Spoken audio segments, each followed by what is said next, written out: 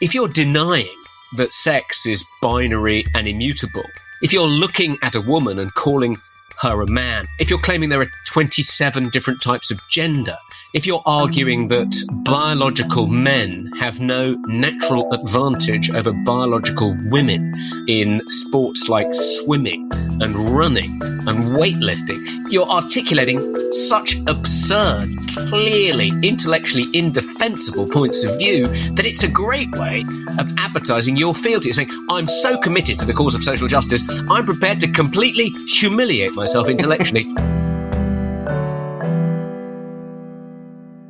Hello and welcome to the Brendan O'Neill Show with me, Brendan O'Neill. This is a podcast in which an esteemed guest joins me to talk about the big ideas, the bad ideas, the problems and the controversies of life in the early 21st century. In this episode, I am delighted to be joined by Toby Young. Toby is a writer, educationalist and a warrior for freedom of speech. In February 2020, he founded the Free Speech Union, which counters cancel culture and defends people who are discriminated against or punished for expressing their beliefs. Toby has been involved in journalism for a very long time. He was a co-founder of the Modern Review in the 1990s, and he subsequently worked for Vanity Fair, The Sun, and The Spectator. He is currently the London editor of Quillette magazine. During the first lockdown, he set up the website Lockdown Skeptics, which has since become The Daily Skeptic. He is also deeply involved in education. He founded the West London Free School, and he served as director of the New Schools Network. So, Toby, we're coming up to nearly 2 years since you launched the Free Speech Union, and I want to kick off with a question where we just look back on what the Free Speech Union has achieved and how much of an impact you think it has had. Because at the time that you launched it, I read a piece for Spiked saying this is an absolutely crucial project. This is what the country needs. Free speech is in a terrible state and we need to do something about it. I now think that even more now than I did back then, and I'm very glad that the FSU exists. I wanted to ask you, just to begin, how much of an impact you think it's had on the understanding of freedom of speech and on the understanding of the crisis of freedom of speech. Well, thanks for having me back on the show, Brendan. I think the Free Speech Union has had some impact. I think it's had some impact on the national debate, raising the salience of free speech as an issue. We have, I think, tried to exert some influence over the government's Higher Education Freedom of Speech Bill, telling them what we think should be in it and suggesting various amendments. And we're still doing that because it's still going through the parliamentary sausage machine. But I don't think we can claim any great credit for that piece of legislation. I think the Conservative Party were probably going to do that anyway. There was something in the manifesto about doing it.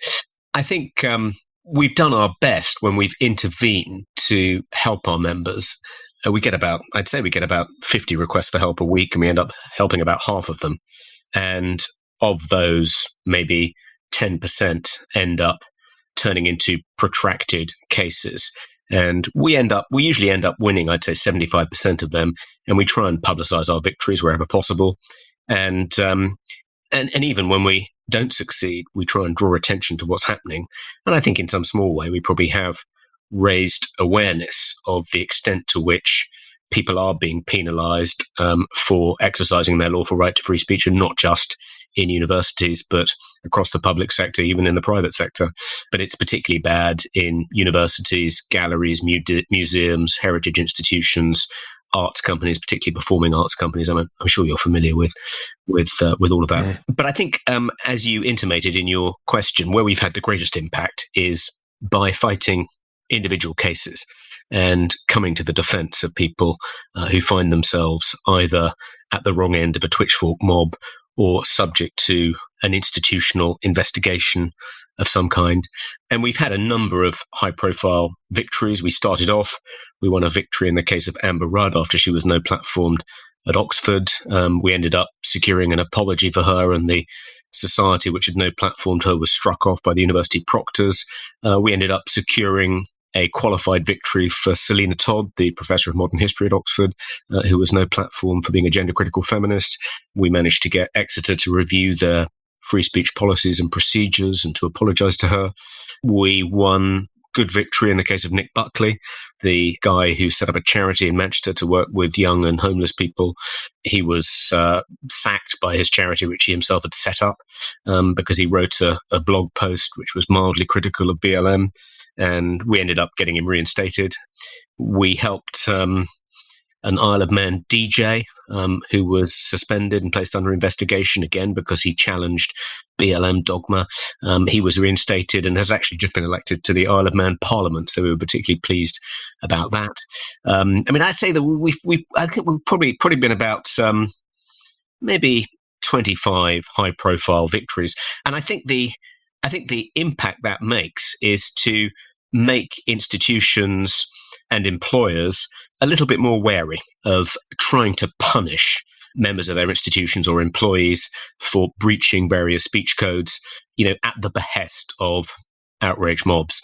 I think we've given them pause for thought. Our strategy all along has been to try and raise the cost of doing the bidding of outrage mobs. The reason 9 times out of 10 university vice-chancellors, companies, CEOs, HR chiefs, the reason they do the bidding of outrage mobs is because they want a quiet life. They want to make it go away. So if you can make it clear that actually whatever they do, it's not going to be a quiet life, and actually the cost of giving into the mobs is going to be greater than the cost of standing up for them and observing some sort of due process, then that seems to work quite well.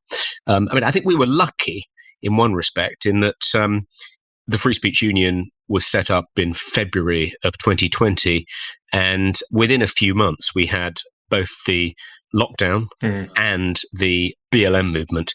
And maybe it sounds a bit callous to say lucky, but it meant that our timing was good because both of those things resulted in, I think, a sort of step change in the extent to which free speech is imperiled. I thought it was imperiled in February 2020, but things then got worse by an order of magnitude as a combination of the pandemic and the BLM movement. And we've got about 9,000 members now. We publish research papers, briefing documents, FAQs. We've had a few in-person events, not many, but we've had quite a few online. It's a growing organization, but I hope in due course, if things carry on along the trajectory they have been, that we will become a significant lobby group, which will ultimately make a difference and help people realize just how important free speech is, why it needs to be defended. Very good outline there. I want to dig down into some of the individual cases that you have taken up and some of the successes you've had. But before we do that, just to go back to the beginning of February 2020, when the FSU was set up, I think you're absolutely right that it ended up being very timely. The clampdown on free discussion during the early days of the pandemic was just extraordinary. There was no leeway to put forward alternative views to the lockdown or to suggest that this was a rash policy. All of those things were demonized very, very swiftly. And then, of course, from June onwards, there was the BLM explosion, the tearing down of statues, the memory holing of controversial culture and old comedy shows and everything else that took place during that rather hysterical moment, I think. So the FSU came along at just the right time, and it really managed to hold a little bit of the tidal wave at bay in terms of the kind of censoriousness and authoritarianism of our time. But in relation to why you decided to set it up. Now, we've talked before about your own personal experience of cancellation, which can be a very horrible experience. Obviously, there were other things going on as well. Free speech has been in peril for quite a long time. Was there a particular issue or a particular experience that propelled you to set up this organization, or was it just the general drift of censoriousness that was getting on your wick? When I was cancelled at the beginning of 2018, when I was going through it, I became acutely aware that there was no organisation I could turn to for good professional advice, both PR advice and legal advice, even career advice. So, a simple thing like, should I apologise? Will that make things better or worse? And if I do apologize, how fulsome should that apology be? It's really not obvious when you're in the eye of one of these social media storms. In my case, it sort of extended into the mainstream media too. It's really not obvious what the sensible thing to do is. you're naturally kind of quite anxious because, your career is essentially on fire. It is being burnt to the ground. Your reputation is being destroyed. And something you've spent, 20, 25 years, in my case, trying to construct was set fire to. And you're standing, in this burning building. And every time you think you feel secure footing beneath your feet and you think things aren't going to get any worse than this, the floor gives way and you cascade down through the building. And so it's a kind of terrifying experience. And I think it just being mobbed, being pursued by a mob who clearly have no kind of sympathy. They don't see you as another human being. They just see you as, someone who isn't deserving of the ordinary protections of civilized society. You are fair game. And to be hunted by people who've decided that you are out with the kind of normal bounds of respectable society, and they can do more or less anything they like to. I mean, it's never going to erupt, in my case, into kind of actually being kind of torn limb from limb, but it nevertheless triggers this kind of primordial atavistic fear of being pursued by an aggressive, bloodthirsty mob who want to tear you limb from limb. I always compare it to that Mel Gibson film, Apocalypto. And I felt like, the central character in that film running through the rainforest with the kind of mob, only a few yards behind, but not having anyone to turn to, not knowing what to do and how to kind of put the fire out, made me acutely aware of how great the need was for an organization like the Free Speech Union. And there was really nothing like it at that time. So almost from the moment it started happening, I kind of realized that there was a gap in the market, if you will, for an organization like the Free Speech Union, because I clearly wasn't going to be the last person who was mobbed in this way, and it seemed to be kind of getting worse, not better.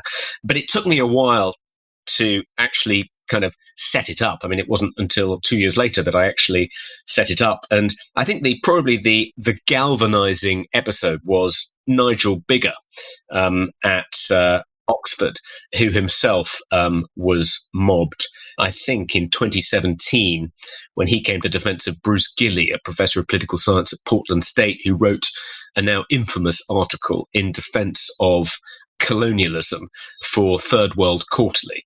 He was immediately mobbed. Editors of Third World Quarterly received death threats. There was a concerted effort to get Bruce Gilley sacked. Anyway, Nigel came to his defense in the Times, and because he defended Bruce, because he said, actually, the British Empire isn't just an unending litany of exploitation, enslavement, appropriation, and so forth, but did do, some good things, and we ought to take a kind of more nuanced view. It's a complex, historical issue, and so forth.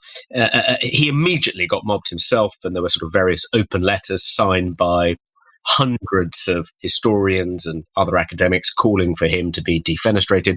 So he'd gone through that experience himself, and he held a conference at Oxford in 2019 for academics primarily who'd gone through similar experiences.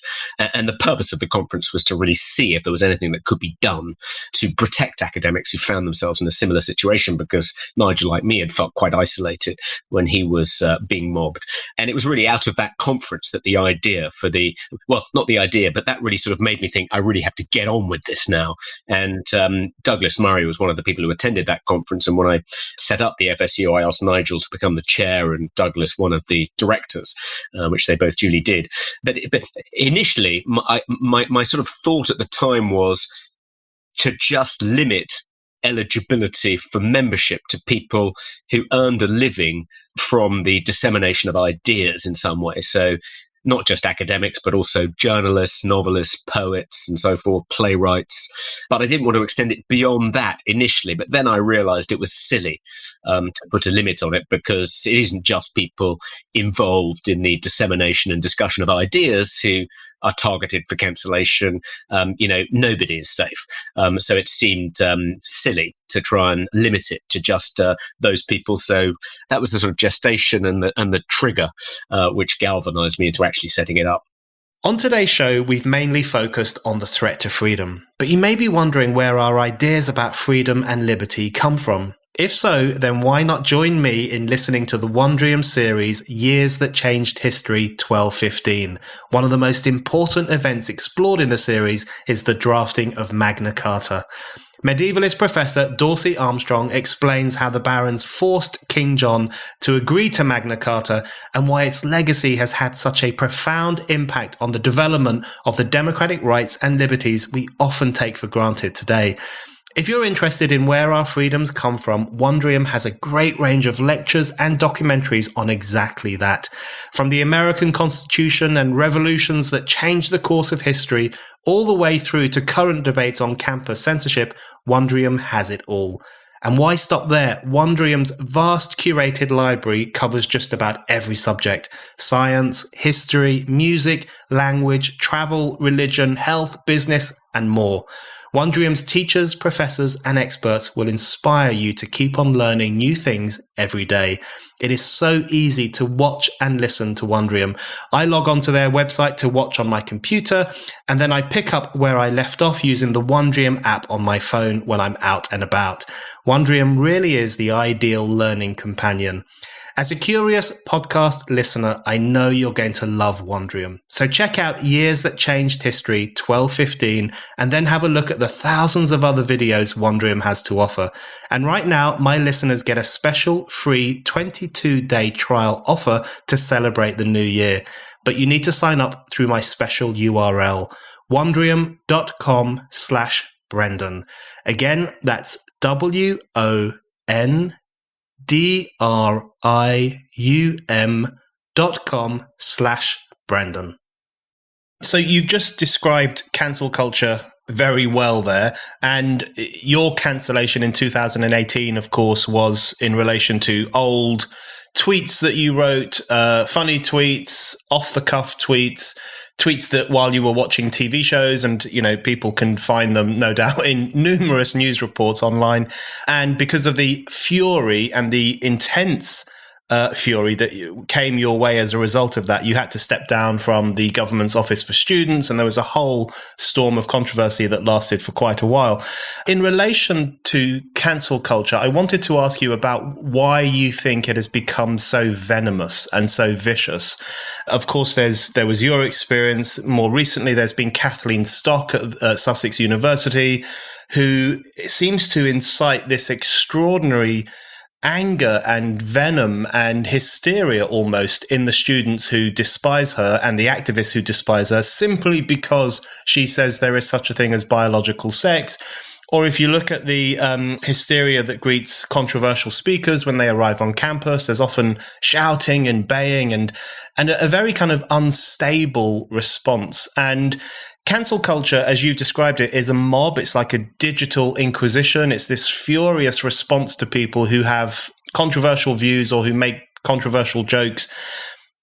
Where do you think that comes from? Because to my mind, it echoes very, very old forms of censorious violence, even more so than it echoes the censorship of the 20th century, which tended to be a bit more controlled, tended to be a bit more government-led, tended to be a bit more logical, even though I would have opposed it as much as I oppose cancel culture. Whereas cancel culture seems to be slightly out of control, slightly unhinged, and often very hateful. How do you explain those emotions that swirl around cancel culture? I think it's multifactorial. And as you say, it's not new. It dates back to, the dawn of humanity. And often when I'm asked why free speech is so imperiled at present, the question to my mind isn't, well, why has the commitment to free speech, particularly in institutions, but also in law and just culturally, why has that declined so rapidly in the last 25 years? I think that's putting the question the wrong way round. And the right way to ask it is, well, how do we manage to sustain it for so long? Because the default position for human communities seems to be to have very little tolerance for dissent. Anyone who tramples on the sacred values of that community, typically is cast out or worse. So it's a relatively recent development that we've actually begun to tolerate dissent, promote discussion, open inquiry, begun to value free speech and put various mechanisms and laws in place to protect it. That could be a historical aberration. I hope not. But if you go back throughout, the history of mankind, it certainly seems to be a pretty unusual state of affairs. And maybe we're just reverting to type. Well, I guess then the question is, well, why are we reverting to type? I think the kind of key, is the decline of Christianity. That I think is the source of cancel culture and the erosion of free speech, and indeed the kind of frenzied nature of attacks on people like Kathleen Stock, J.K. Rowling, myself. I think superficially, the woke cult is clearly a quasi-religious cult and has filled, for many people, the God-shaped hole left by the ebbing away of the Christian tide. But it's a religion without a church. And because it lacks a church, it's quite difficult to demonstrate your piety. You can't do that by simply, going to a particular place of worship every Sunday at 11 o'clock. You can't do it by saying prayers before you go to bed, by saying grace before you eat. None of the rituals and traditions associated with Christianity they haven't grown up yet. I mean, there are plenty of weird rituals, like the racial self-flagellation ritual that kind of, white CEOs seem to routinely engage in. But there is nothing like, all the rituals and traditions that grew up around Christianity to enable its adherents to advertise their piety. So how do the members of the woke church advertise their piety? Well, by attacking transgressors. And the more viciously and passionately they attack them, the more they're advertising their passionate commitment to the cause. And it's one of the ways in which they can do that, and the absence of, an actual church and an actual body of kind of traditions and so forth. I think that's an element of it. I think one of the benefits of living in a Christian culture, as we did in Britain and America, across the Anglosphere until fairly recently, is that moral issues tended to be confined to the church. People outsourced their conscience to the church. And if there was a kind of moral question, if you were deciding whether someone was good or evil, that was really a religious question. That was a question that you were willing to defer judgment on. And it confined and contained that kind of moral fervor to a particular part of our society. It compartmentalized it. And there was a separation between church and state. And even though there was a kind of, small m public morality in secular liberal democracies that had emerged within a kind of Christian context, it wasn't the big M public morality that we see today. And I think that surely plays a part. 50 years ago, there wasn't a kind of an identifiable, tangible public morality that if you transgressed against, put you on the outside, made you an undesirable. And there is now, and you can see, it isn't just, the high priests of the woke cult who promote this morality within their institutions. You see it being promoted across, as I said earlier, galleries, museums, heritage institutions, theatre companies, performing arts companies. You see it across the civil service. You see it across schools as well as universities. And you see it now in the private sector too. And that's an unusual and new development, I think. As recently as 25 years ago, the private sector was small c conservative, and that served as a sort of bulwark to the emergence of a kind of consensus about what the kind of dominant public morality should be. But now, there isn't that bulwark's gone, and there is just a clear consensus. These are the sacred values of our society across all these institutions and professions.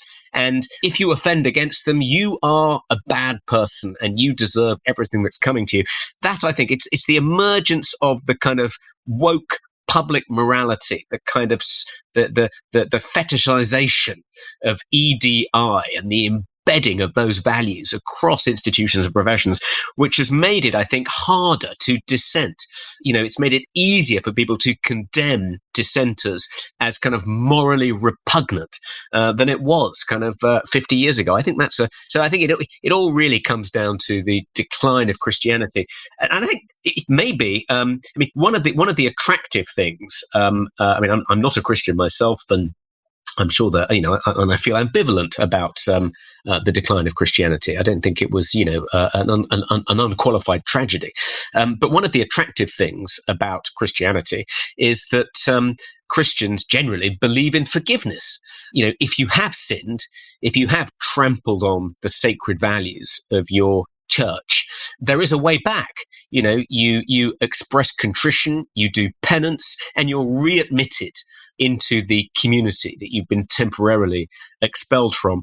There is no equivalent mechanism in the woke church. If you transgress, if you offend, that is it. You are damned forever. There's no way back. They don't want to readmit you. It's like they've taken some aspects of Christianity, probably the worst aspects, and left by the side of the road the more attractive aspects, such as the ability to forgive. And I think that partly fuels the kind of vituperative, spiteful, nasty, phlegm-flecked rants against people like J.K. Rowling. They don't want her back. They don't want her to recognize the error of her ways, repent, with a view to readmitting her and rehabilitating, her novels. They just want to expel her permanently from polite society. I think that's a very good description of if you have a religion without a church, then it becomes ever more important to demonstrate your righteousness or your belief system through the destruction of other people, or through holding up other people as the transgressors, which in turn shows that you believe in this, you're a good person, you're on the right track, you're on the right side.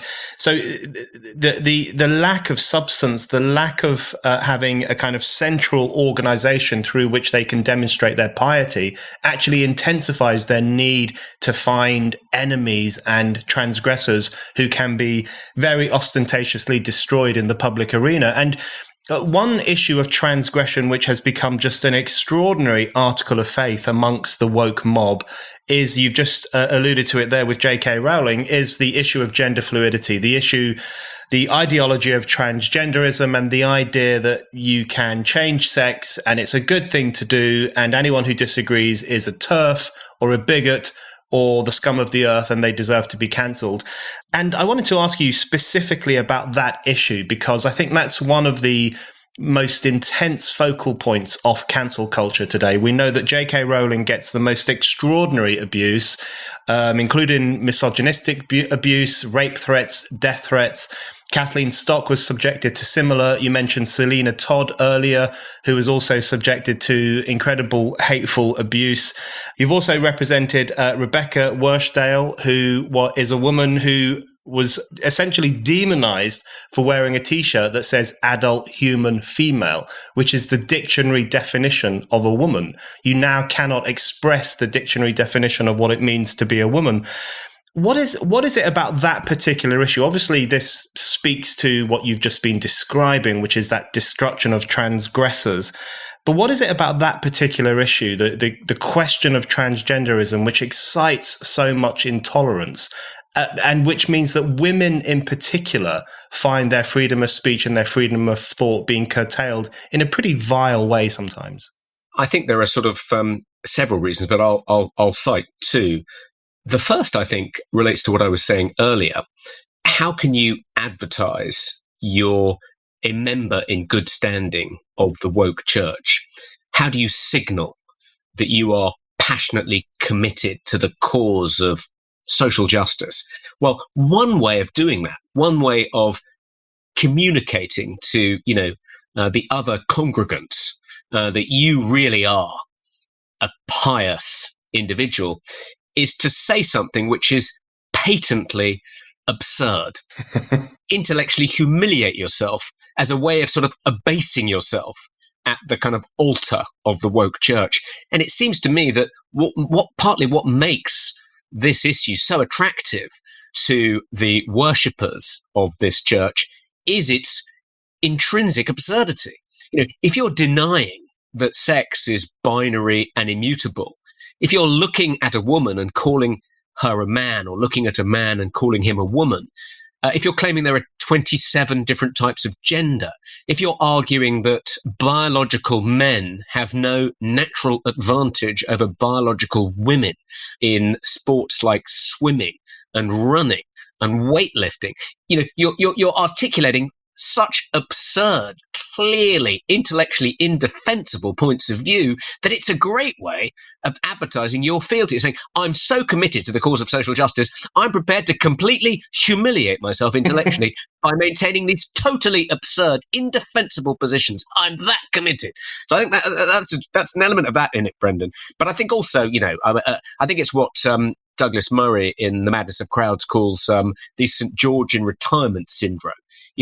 After St. George has slayed the dragon, well, what's left for him to do? He goes around looking for kind of new dragons to slay when there aren't any.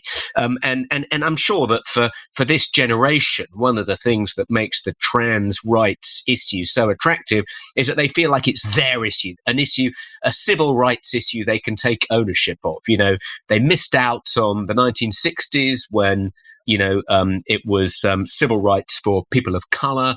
They missed out on the 1970s when it was civil rights for gays and lesbians. So this is their dragon that they were put on earth to slay. So I think it's attractive from that point of view. And of course, they talk about those other issues being unresolved and wanting to protect the rights of other beleaguered, historically disadvantaged minorities. But, that work has largely been done. And they probably deep down know that. And the evidence is just overwhelming that we're nothing like as racist or homophobic a society as we were, as recently as 25 years ago. So they need a new issue, an issue they can call their own, and trans rights is it. If you're a regular listener to this show or a regular reader of Spiked, why not become a Spiked supporter? Spiked supporters is our thriving community of people who donate to Spiked. Anyone who gives £5 or more a month or £50 or more a year can become a Spiked supporter and get access to lots of exciting perks. Spiked supporters can comment on articles, get free and discounted tickets to events, get a discount on all items in our shop, and bookmark articles as you browse. This is our way of saying thank you to all of you who fund our work. Spiked is completely free, and yet you still hand over your hard-earned cash to make sure that anyone, anywhere can read us and listen to us. We're incredibly grateful for your generosity. If you don't give to Spiked yet, now is the perfect time to start. Just go to spiked-online.com/supporters to set up your donation and your Spiked supporters account. That's spiked-online.com/supporters. Any mention of J.K. Rowling leads me on to the question of who is being cancelled, because one of the most frustrating arguments that one hears from the woke mob is that all these complaints about cancel culture, they say cancel culture doesn't exist. It's a complete myth, even though there is example after example of it all the time. But they will say what this really is wealthy, usually white people who used to have cultural power and cultural influence who just don't like being criticized. So they will say Toby Young is a middle-class white man. He just doesn't like being criticized by younger people, and he calls it cancel culture, and he says that it must stop.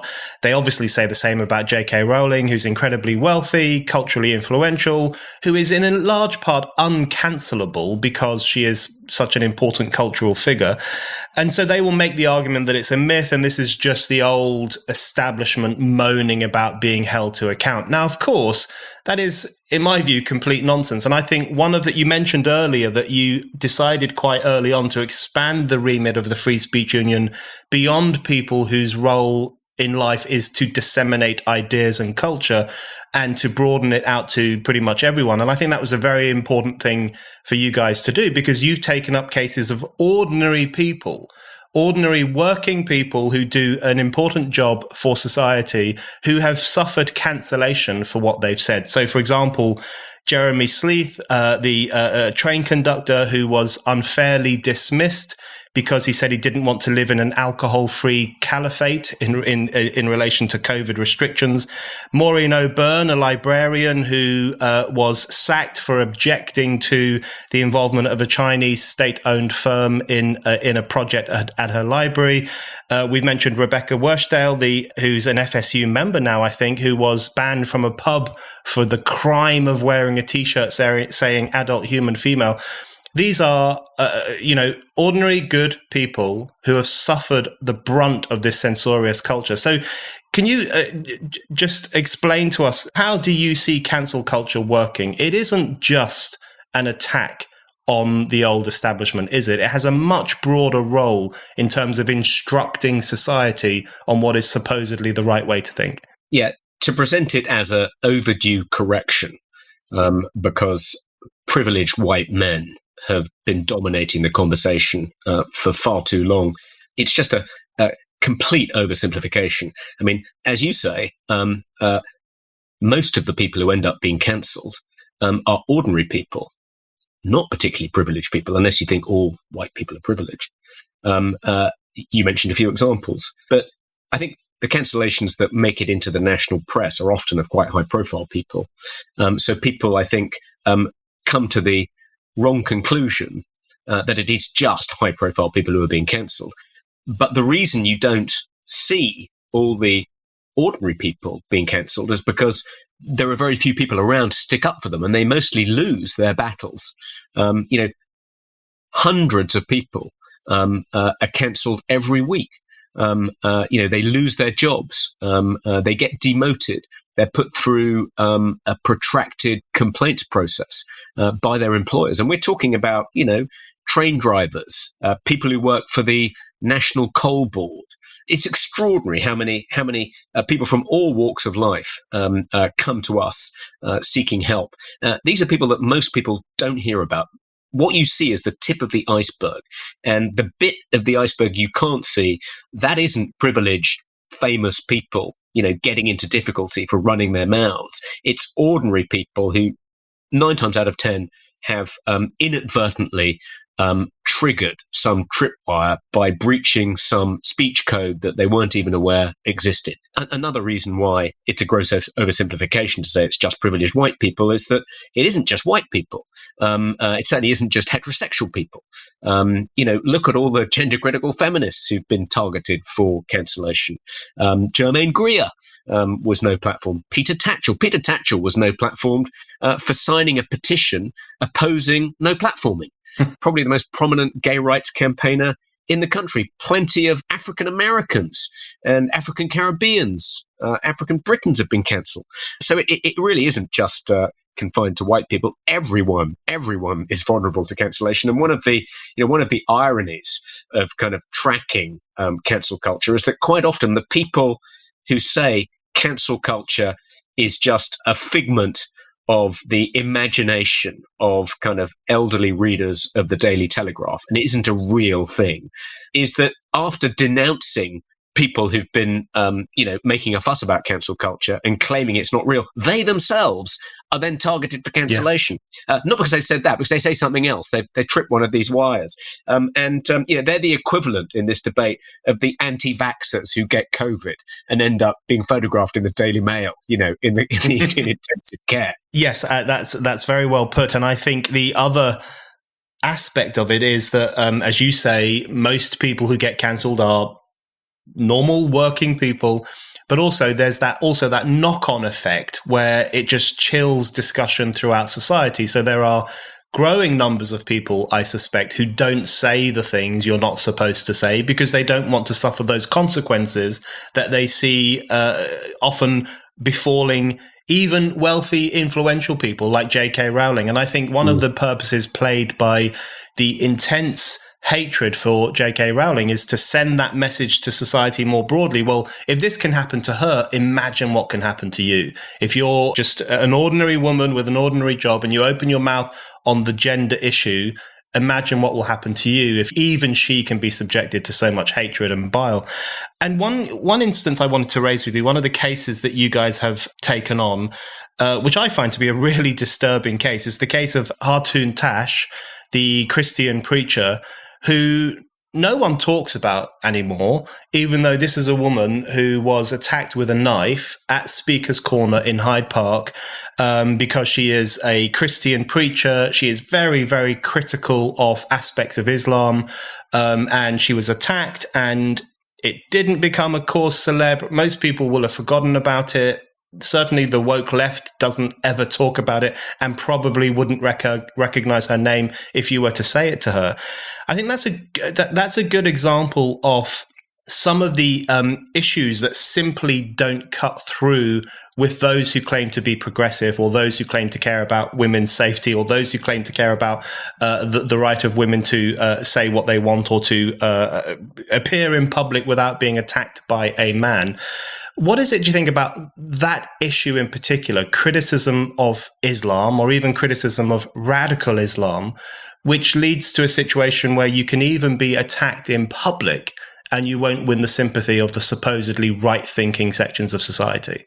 The woke cult, the woke belief system, is riddled with internal contradictions. And one of those glaring contradictions is that Muslims are given a free pass by the woke. They don't care about homosexuality being illegal, punishable by death in some Islamic countries. They don't care about young Muslim girls being forced to wear the veil.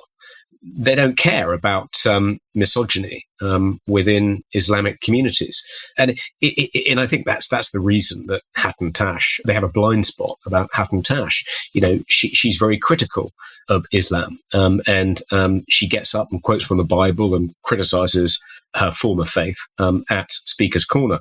And one of the most, and she's then attacked. And one of the most shocking things about that case is that the police charged with protecting her have not done a great job. In one case, they actually, when she was attacked, they arrested her and took her off in a police van.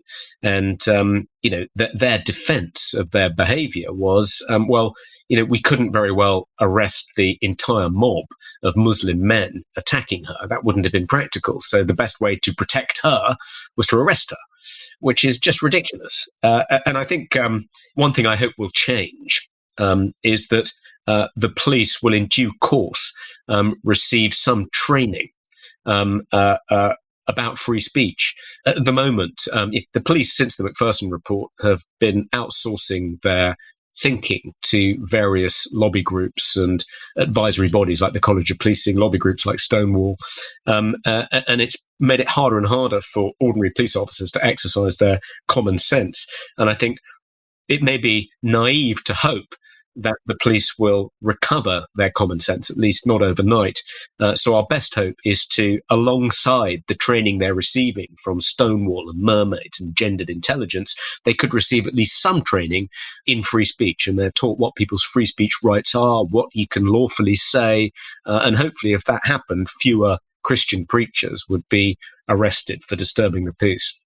Just in relation to the role that the police increasingly play, and I think this demonstrates the fact that the problem of censorship in 21st century Britain goes beyond, obviously, cancel culture mobs, which tend to be fairly informally constituted, although very powerful and very vicious.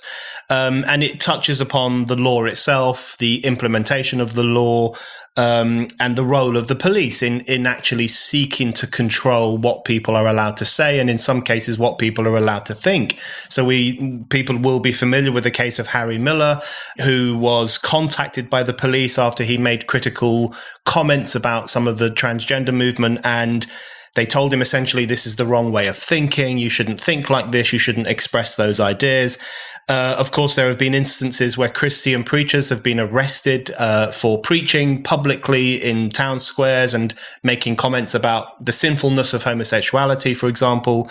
And there are non-crime hate incidents, which ought to send a shiver down the spine of anyone who has read 1984, which is this notion that even if what you say falls within the bounds of the law, so it's therefore not a criminal situation, it can still be clocked, it can still be logged, it can still be kept on a file because it's judged to be hateful or problematic in some way.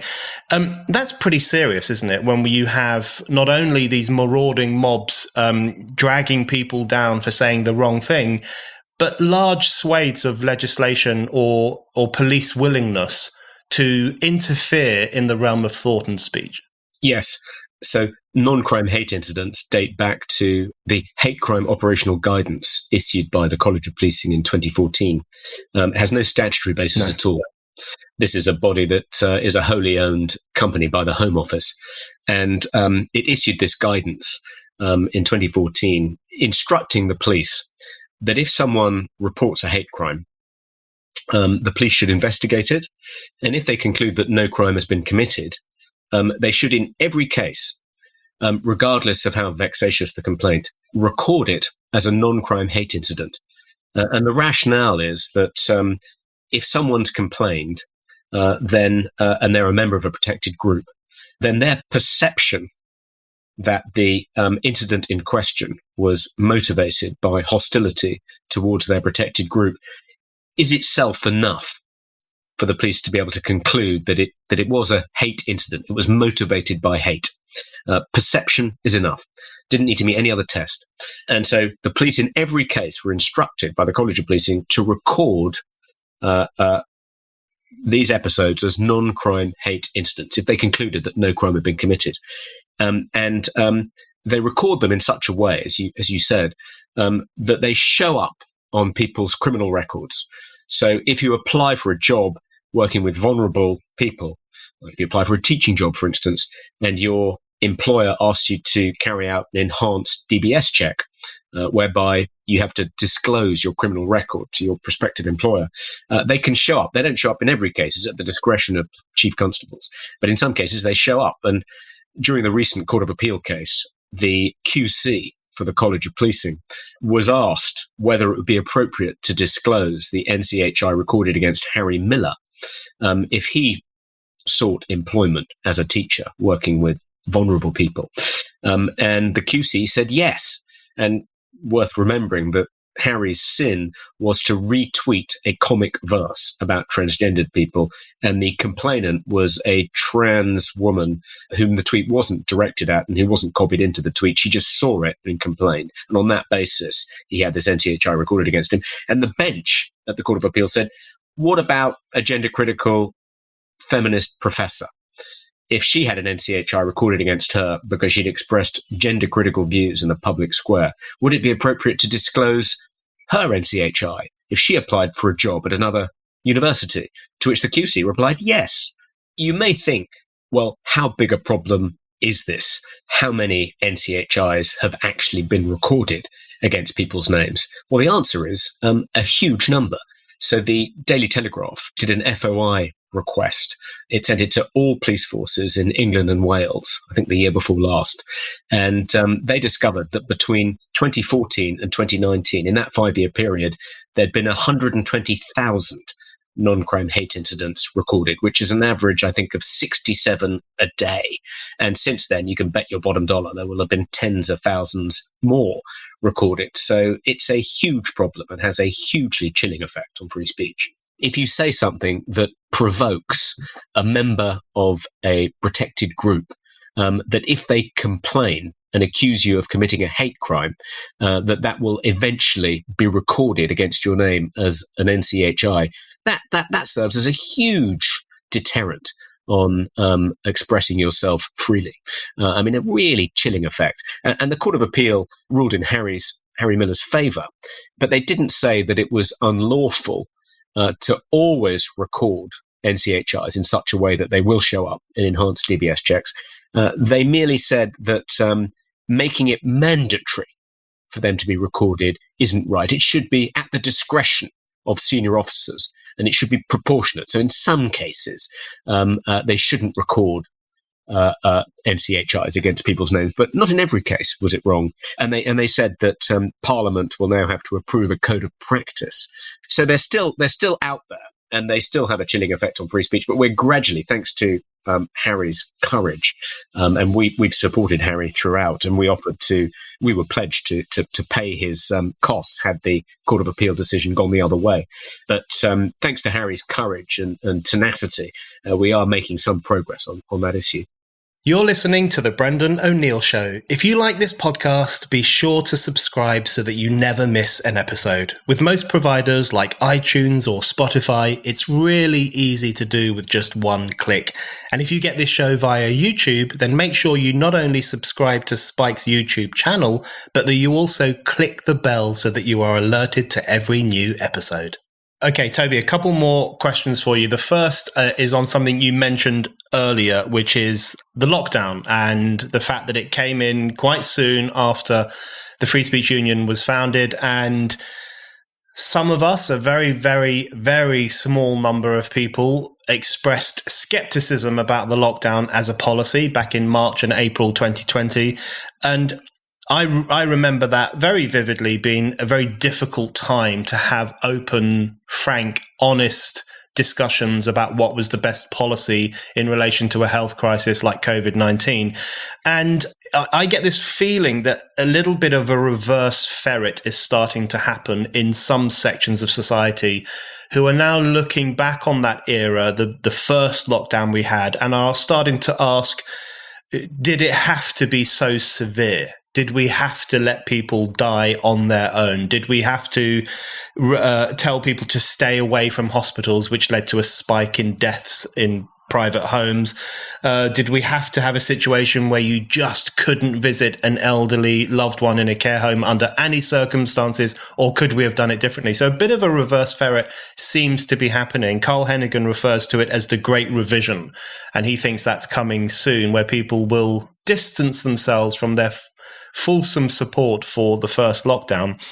But the problem, I think, even if we ended up in a situation where there was some form of restrictions, some form of lockdown, or some form of control in order to limit the spread of this virus that was unpredictable and not very well known at the time, surely the problem was the absence of proper freedom of speech and the ability to put forward alternatives, weigh up different ideas, to wonder out loud if perhaps there was a different way.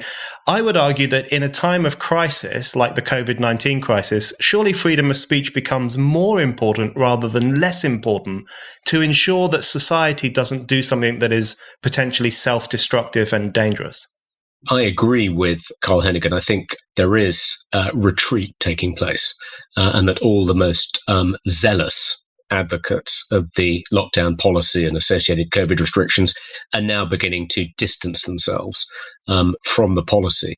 It was significant that Wes Streeting said on one of the Sunday morning talk shows recently that he didn't think, he's the Shadow Health Secretary, that he doesn't think we should ever lock down again.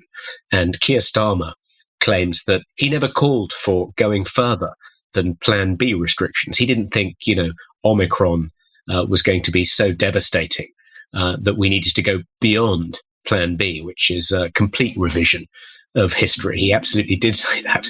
And I compare it to the fall of the Berlin Wall and the collapse of the communist control system across Eastern Europe and the Soviet Union. It was really hard during that febrile period when the house of cards was collapsing to find anyone not merely willing to defend communism, but who would admit to having ever defended it. And you get the impression that soon, it's going to be really hard to find anyone who takes any responsibility for the lockdown policy and the enormous costs associated with it, not just economic costs, but human costs, such as ones you mentioned already. And I hope that this historical revisionism, this change of heart about the wisdom of the lockdown policy will be accompanied by a realization that the reason we rushed into this policy and the reason it wasn't properly debated and considered, the reason some of the costs weren't adequately foreseen is in part because there wasn't a proper public debate, because dissent at the time was quashed. Parliament, for large parts of the first lockdown, was actually suspended. Ofcom issued coronavirus guidance, which cautioned broadcasters to be very careful about having people on who challenged the official COVID narrative. And the sort of rationale was that if you allow a genuine public debate to take place, if you allow people onto the airwaves, into newspapers and magazines who put an alternative point of view, who say maybe the cost of the lockdown outweighs the benefits, maybe you aren't going to be able to suppress this virus anything like as effectively as you imagine these measures will, that it would have undermined public confidence in the advice being disseminated by 10 Downing Street, the National Health Service, the Department of Health, various public authorities. That would have meant less compliance and more deaths. But that sort of presupposed the outcome of the debate, which had never happened, saying clearly the lockdown policy is the right policy, and unless people observe, unless people comply with these policies, these draconian restrictions, people will die. Well, you can't jump to that conclusion. That was the debate we never had. But they sort of presupposed the outcome of the debate that never took place and said, because of that, we can no longer debate it, because even debating it is dangerous. And I was often accused, I was one of, there were a handful of people who, back in the spring of 2020, were openly skeptical about the lockdown policy and the other measures the government were taking. And we were demonized. I was frequently told I had blood on my hands. And it wasn't just journalists like me. It was distinguished scientists like Censorship Gupta, Martin Kulldorff, Jay Bhattacharya. They were particularly singled out for criticism. And yet we now know that Anthony Fauci and others actually, to a certain extent, orchestrated the smearing of the original signatories of the Great Barrington Declaration. Extraordinary for, eminent scientists in positions of public trust, commanding these huge budgets funded by the taxpayer, tribunes of science who supposedly are responsible for securing the public's trust in science, were engaged in what was essentially a kind of black ops to try and smear and discredit scientists who just disagreed with them. It seemed to me to be an example of how cancel culture was extending beyond, particularly in universities, extending beyond the social sciences and the humanities and the arts and into the hard sciences. And that was a really dangerous development. And I think, we're now paying the price for the suppression of public debate, even scientific debate about that policy. I mean, one of the most shocking things was the activities of the Conservative MP Neil O'Brien, who, in between government jobs, when he was a backbench MP, set up a website which was designed specifically to smear and discredit anyone dissenting from the official COVID narrative. Not just me, but Alison Pearson, Censorship Gupta, Peter Hitchens. It was extraordinary. It was a kind of smear operation orchestrated by a Conservative MP who's now gone on to join the government again. I mean, it just seemed so improper for a member of Parliament to be actively engaged in the suppression of public debate about the most important public health policy of our generation.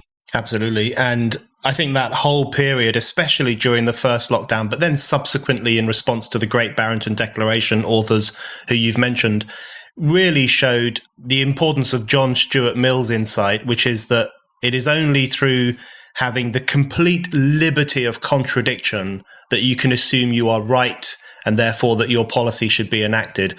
That is the only way in which you can justly interfere in society. If you create the conditions for the complete liberty of contradiction and discussion and debate, that's the only purposes on which you can assume that you are doing a truthful, good thing.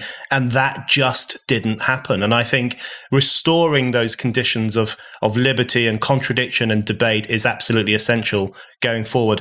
Toby, my last question. You mentioned Neil O'Brien there. One of the things I find very frustrating about contemporary censorship and contemporary cancel culture is that it often comes from the left. I consider myself as having come from the left, and I think that the left was traditionally in favor of freedom of speech, especially the countercultural left in the 1960s and the 1970s. They were often at the forefront of arguing against the censorship of erotic literature or dangerous art or political campaigning and other forms of speech. And now the left has become the most rabid of censors and the leaders of the kind of cancel mob. And I find that very dispiriting and frustrating. But I wanted to ask you how you think the right is doing, and particularly how you think the Conservative government is doing, because my personal view is that they could be making far more leeway on this issue in relation to wokeness and intolerance and the way in which a relatively small group of influential culture warriors are able to set the agenda in terms of what we're allowed to say and what we're not allowed to say. Could the Conservative government be doing more in terms of countering this intolerance and demonstrating to the public that they are on the side of freedom of speech and reasoned thought? Yeah, they certainly could, Brendan. I would give this government, I think, 6 out of 10 when it comes to defending free speech. And the reason it's as high as that is because I do think the Higher Education Freedom of Speech Bill will make a difference. It will only apply to English universities, but it will make a difference not just because it strengthens free speech protections on campus, but because it creates various enforcement mechanisms for ensuring that universities discharge that new, stronger legal duty. So it will create a free speech champion in the Office for Students, whom academics and students who feel their speech rights have been breached can complain to, and he'll have investigatory powers and the power to fine universities, he or she. But it also creates a new law of tort whereby people who find themselves out of a job, for instance, because of something they've said for exercising their lawful right to free speech, or kicked off a university course, will be able to take a university to court. We think, at the Free Speech Union, that it could be improved in various ways, but nonetheless, it's a great start. And I think the government deserves credit for at least trying to do something about the free speech crisis in universities. But on other fronts, they haven't done as well. So, they could have done more, I think, to get rid of NCHIs. The government has brought forward an amendment to the Police Crime Sentencing and Courts Bill, which will hopefully reduce the number of NCHIs and place them under some kind of statutory supervision, which is, a good start, but not nearly enough. They just need to scrap the recording of them in such a way that they can show up on people's criminal records and enhance DBS checks. Seems that's a no-brainer. Why haven't they done it? But also really alarming is the online safety bill. I'm sure you've discussed this many times on your podcast, but as you know, Sajid Javid, when the white paper under Theresa May was unveiled, said that he wanted Britain to be the safest place in the world to be online. And as things stand, the online safety bill is a censor's charter and will make it much harder to exercise your lawful right to free speech online than offline. And the Free Speech Union is lobbying to change the online safety bill in various ways to try and safeguard freedom of speech. And I think it can be improved. I mean, I think in the best of all possible worlds, we wouldn't want to regulate social media to such an extent that it's safer to go online in Britain than in North Korea. Given where we are and what's politically possible, I hope that we can at least improve it and safeguard freedom of speech. But it remains to be seen. That's a test facing the government. Another test is the Law Commission of England and Wales recently concluded a consultation about reforming our hate crime laws, and they've proposed bringing forward a hate crime bill very similar to the hate crime bill that became the Hate Crime and Public Order Act in Scotland that got royal assent last year, and which means that Scotland now has less free speech, I think, than any other country in Europe, including Hungary. And actually, the bill that the Law Commission has proposed, the hate crime bill for England and Wales, would go further than the Scottish Hate Crime and Public Order Act. So that's another test that the government will face. And that's something that the Free Speech Union, I hope, will be at the forefront of lobbying against. Toby Young, thank you very much. Thank you.